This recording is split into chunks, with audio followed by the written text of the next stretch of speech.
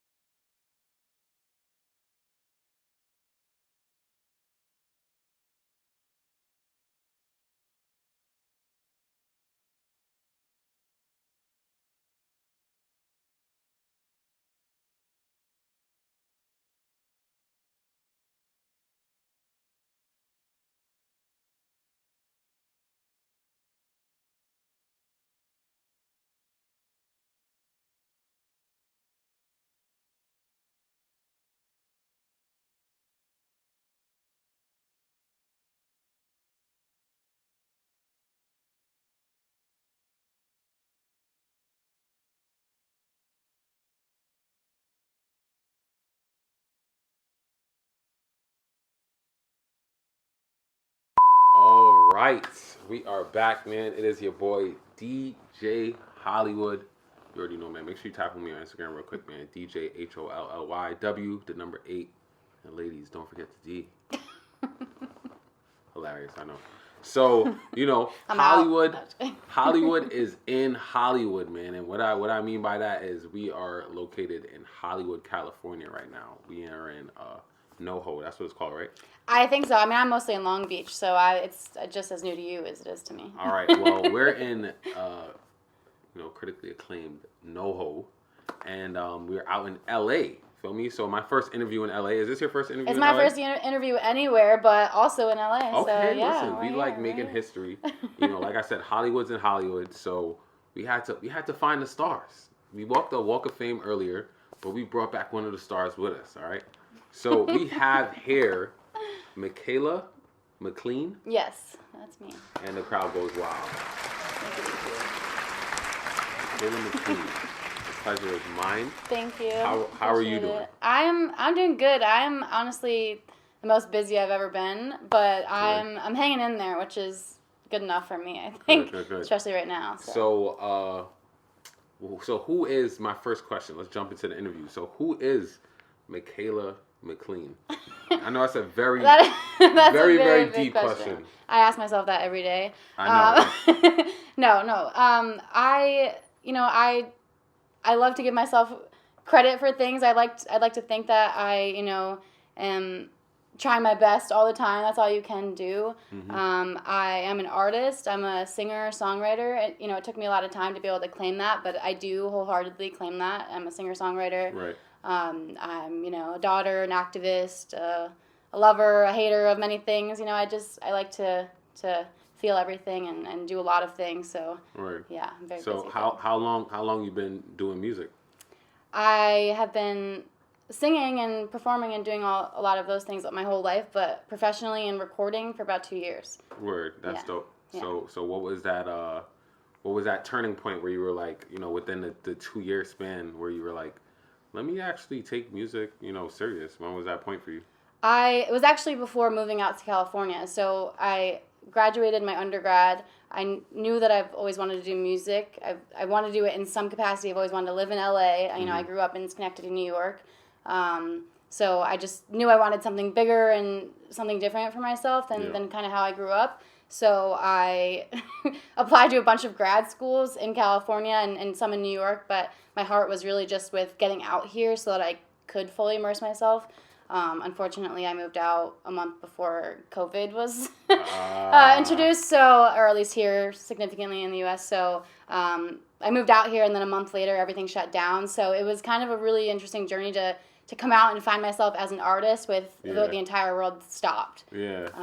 That's cool. Yeah, we'll talk more about how you did your pandemic pivots and what you had to do. Yeah. But so like, who was the did your like any of your parents grew up playing music or anything, or were you like the black duck that found like a guitar or something like that? Yeah. So I mean, my dad, my mom and my dad actually both have really good voices. And my dad was in bands as a kid. You know, he all throughout his around my age in his 20s, he was in a lot of bands.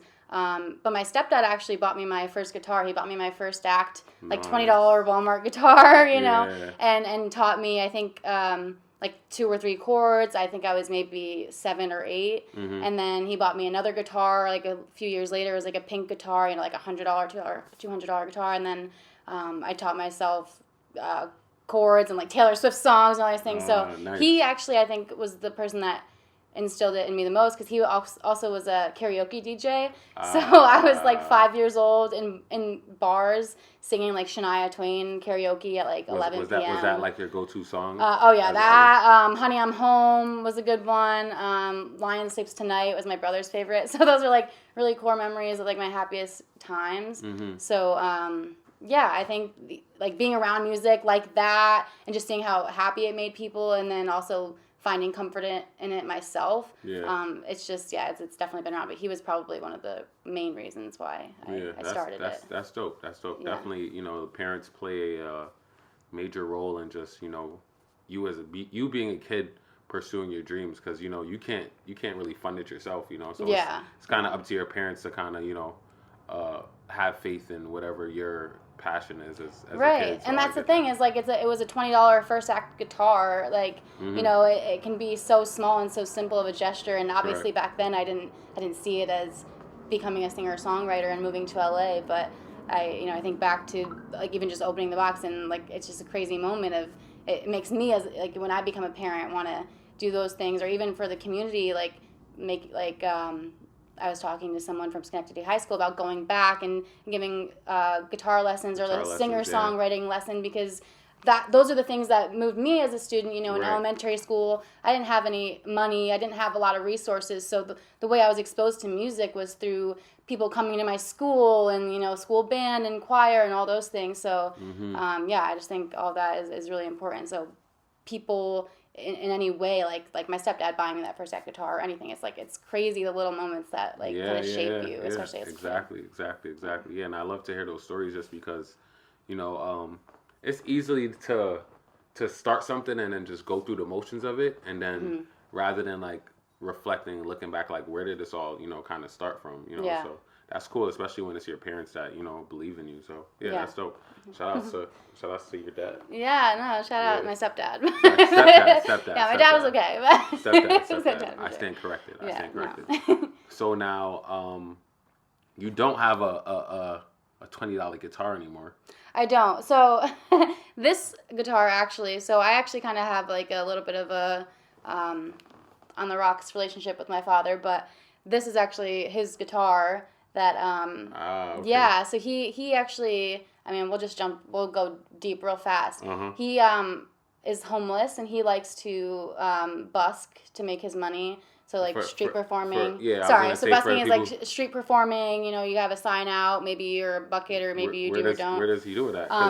Well, is that overseas? No, so he I'm not really in contact with him a lot because he doesn't have a phone or anything. But when I do hear from him, you know, he tells me about like, I think he's in Vegas maybe right now. So he has like a whole crowd of people there that he knows among like the homeless community and like performers and stuff. It's like it's a big scene, you know.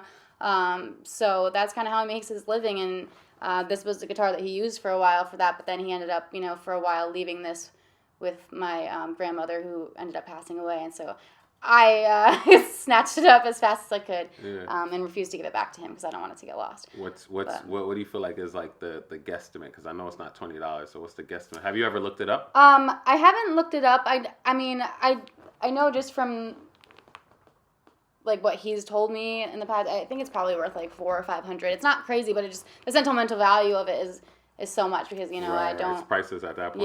Yeah. Like I have guitars that are more expensive than this, but this is my baby. It's like. How many guitars do you own?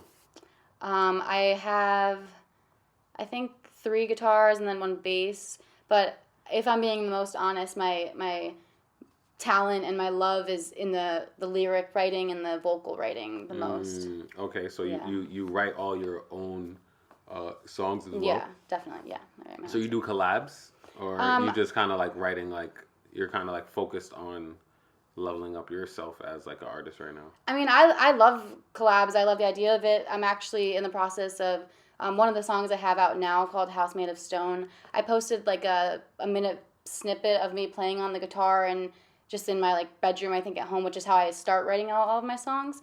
And then it's actually kind of a funny story. So when I first moved out here, I bought an electric guitar from a local music shop, and I met a friend there who sold me the guitar, who also was a singer-songwriter, and we just followed each other and kind of supported each other's journey, and he liked the clip that I posted, so he was like, I want to work on that song, and I was like, okay, sure, why not? Right. And then so we have a song out now together, and he's on that track, and he wrote the guitar part for it.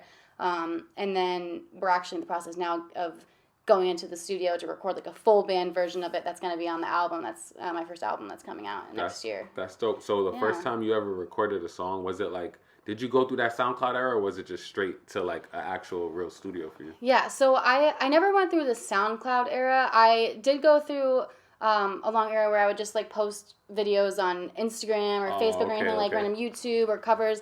I was really big into like even when I was in like elementary school or middle school, like my pastime was going home and singing like karaoke on YouTube. Like I would go home and just like play and just do it and sing along in my room. I still do that today. Like yesterday I had a gig and I was using karaoke tracks that I would use like as a kid. It's like full circle. Right. It's so cool. Yeah, that's very ironic. But yeah, so I would say, sorry, I lost my train of thought. Nah, you good. So even just moving forward. So now, with the transition of you going from the East Side to Schenectady, New York, what brought you all the way to LA? Well, honestly, I wanted to see what else I could do and what else was out there, and obviously this was before I had any idea that the world would stop and that priorities would change. So all of my eggs were in this basket of moving across country. I don't come from money. I was already in student debt before I even left. Right. Actually, the only way I was able to come here was by getting funding for my grad school that I'm like going to. Like that was the saving grace. So in a way, and like I'm here for school so that I can be here for music. That makes sense. But my schooling is also in creative writing, so it all goes well together. So in the end, my goal is to, use the move for schooling, and my goal is that I would have to drop out of school because my music is taking off. That would be ideal situation. That would be the ideal situation. I mean, I'm already almost done, so now that's like kind of losing its momentum. But yeah, the transition from New York to here was honestly, it was hard, and it's a lot of work, and I live in a studio apartment for way too much money. I'd never have any time for anything because I'm working full time so that I can pay for the studio time to finish the album, but I would rather be doing all of this than to not be and to be in New York right now. I mean, I can see myself going back, and I do miss my family so much, and I feel like I'm missing out on certain things, but I'm also just so fortunate and glad that I'm able to do this, because as a kid especially, like, it's something that I've dreamed about and I've like hoped for and just thought about. So much of my time has been spent on thinking about what I could do, and now I'm actually doing those things, and it's obviously not on the scale that I want to end up on, but it's important to give yourself grace and credit for those things, because and the opportunity. Right. Like yesterday, I played at a gig for a clothing store And I felt like underprepared. I'm using my iPad. I'm having to switch through the songs by myself, and I'm like getting in my head like I couldn't find parking. I had to carry my amp for myself, and I'm like getting upset with myself. I seen you with the amp. I was that, yeah. But I get upset with myself, and I'm like so tired. I'm like I can't do this, and then I think to myself, I'm like I would be killing for this at 9 years old, at 10 years old. So you really have to remember like where you started from and where you want to go, and then it all becomes worth it. Exactly. Yeah. So now you said you came right before the pandemic. So what did you do anything different with now having to be in LA and then in the midst of the pandemic? Like, did you go back to posting those covers on Instagram and stuff like that? I think, I'm not going to be the person that says like the pandemic was a blessing in disguise, because it wasn't. It was a really messed up situation, and it was awful, and obviously I wish it never happened. But I think a lot of creatives had to find different ways to implement their art. Like I know you talked about having to do shows online and on live. I did house cello. Yeah, so like how do you go from being a public performer to making your craft online and still getting people to go along with it? And for me, it worked out to where I really needed time to feel like there wasn't a pressure and like I wasn't behind everybody, because in the music industry, turning 25 now that I am even 23 when I started recording my album, like it already feels late. Like I remember being 10 and thinking like, dang, like I got to make it by 18 or else like it's not going to matter. Like 10 thinking that, like it's a crazy thing.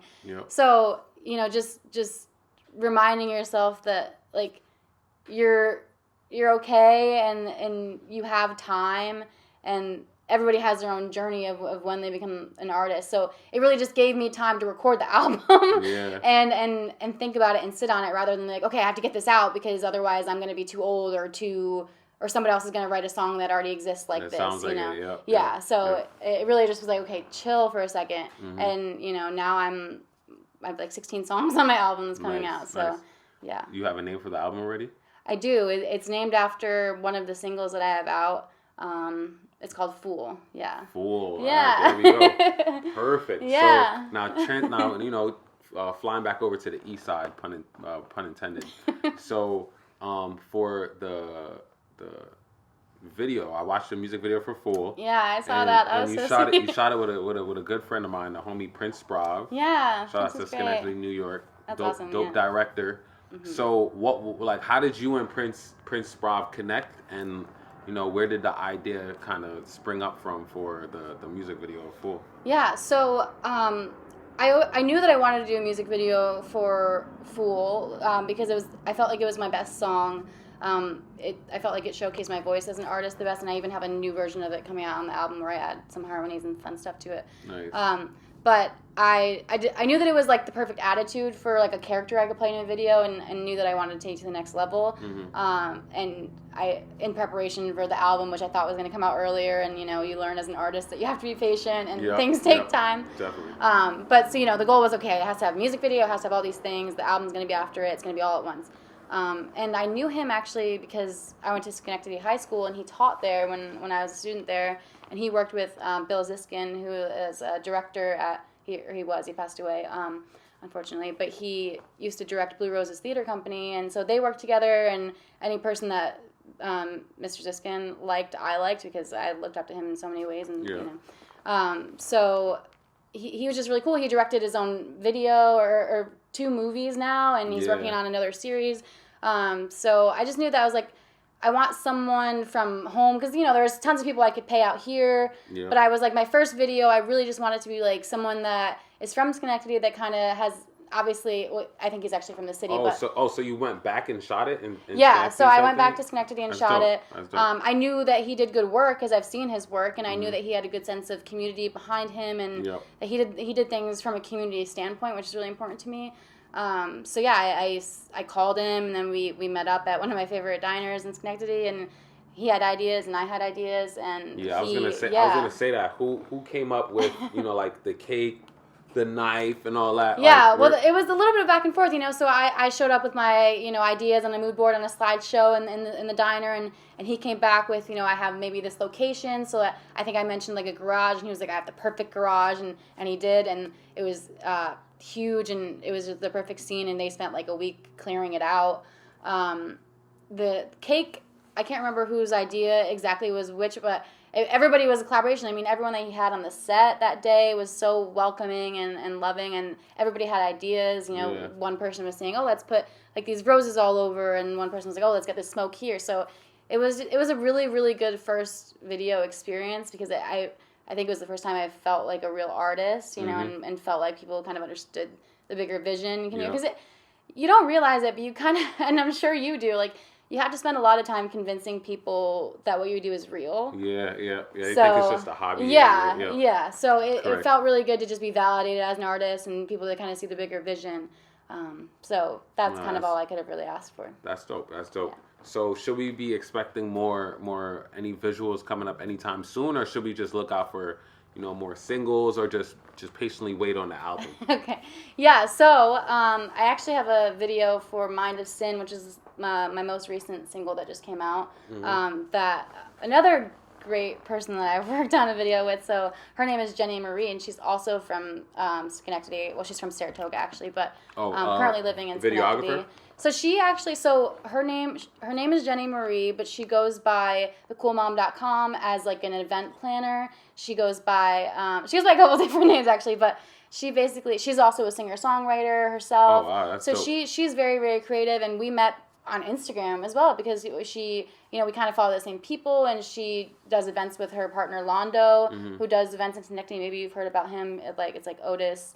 Otis. Yeah, okay, cool. Yeah, so they do a lot of cool stuff. And originally, I posted something in an artist page that they do of like, hey, I want to do a video for a song that I have, and she responded like, and originally it was going to be more people. Then it just ended up being me and her, and we went out to like fields in Clifton Park, and we went to just random scenes, and we've been working on it back and forth. So that's going to be the next thing out. And it was just me and her on this project, and I'm very excited for it. Is there a expected date, or is it just still just in the works? We got to stay tuned. The expected date will be before the album comes out, and the album will be out sometime January. Yeah. Make sure you stay tuned. There's no dates yet, but very, very soon. And I do have music out now, if anyone wants to. Yeah, make sure we'll put your little screen roll right here with your name, Instagram. Good. So, now, do you have any studio essentials? If you had to give me 3 things that you need in the studio with you, one might be like your guitar or something like that. What are three studio essentials for Mikayla Mclean? Oh boy, okay. I like to think that I'm pretty laid back in terms of that. I definitely need water or some sort of, you know, beverage.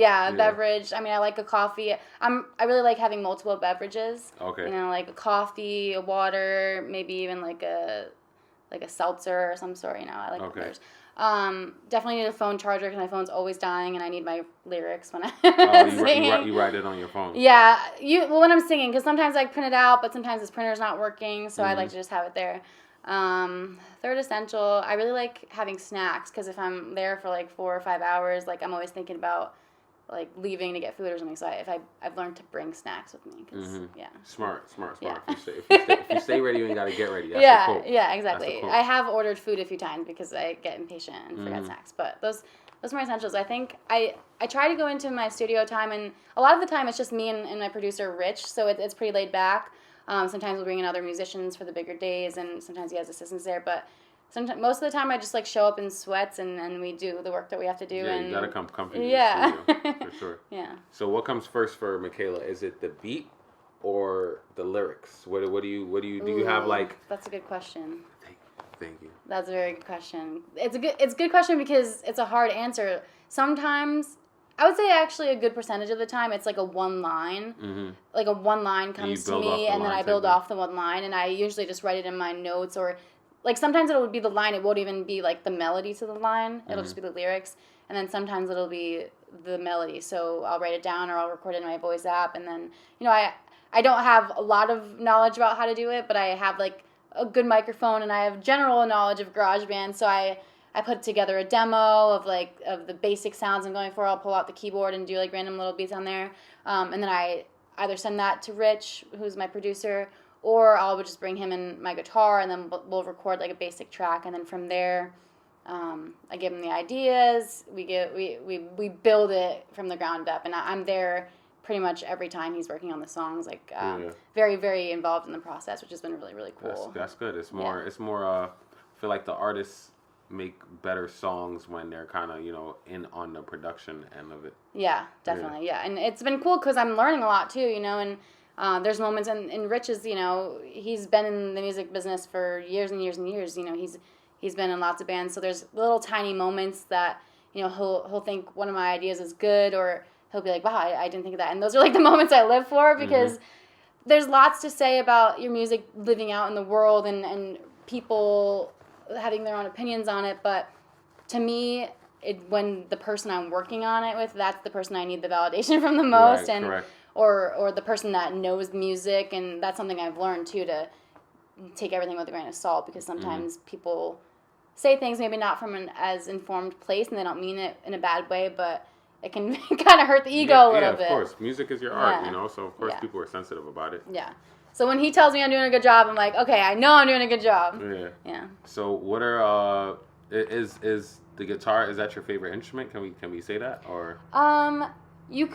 It is a very, very loved instrument of mine. It's because it's like one of the only ones I know how to play. Yeah. It's definitely the foreground of all my songwriting. Whenever I play chords, it generally starts out with me just messing around with playing random things and singing random things.